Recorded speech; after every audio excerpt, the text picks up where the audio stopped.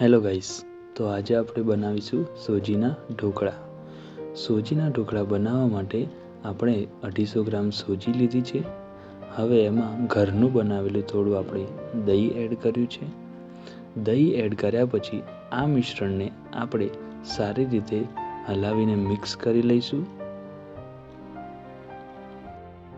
હવે આપણે એમાં થોડી છાશ એડ કરી લઈશું. છાશ એડ કર્યા પછી આપણે આ મિક્સરને ફરીથી સારી રીતે હલાવી લઈશું અને હવે એને 15 મિનિટ સુધી આપણે ઢાંકીને રાખી મૂકવાનું છે.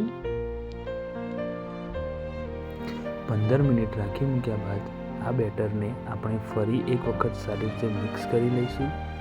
હવે પછી આપણે એમાં આદુ અને મરચાંની પેસ્ટ એડ કરી લઈશું. હવે થોડું મીઠું પણ એડ કરી લઈશું સ્વાદ અનુસાર.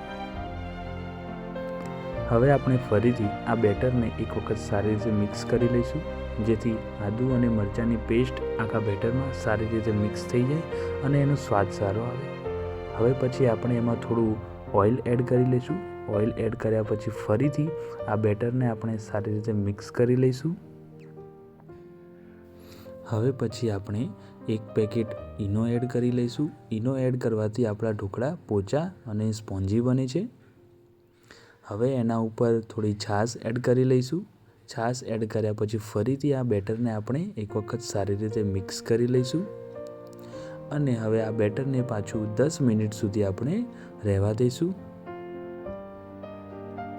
હવે આપણે ઢોકળા બનાવવા માટે કુકરમાં થોડું પાણી ગરમ કરવા મૂકી દઈશું.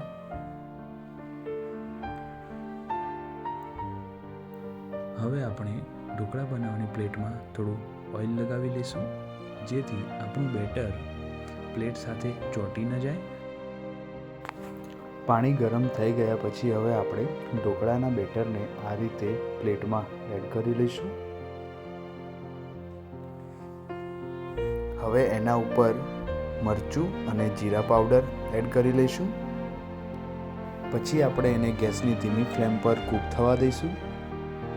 15 મિનિટ સુધી કૂક થયા બાદ હવે આપણે ઢોકળાની પ્લેટને કાઢી લઈશું.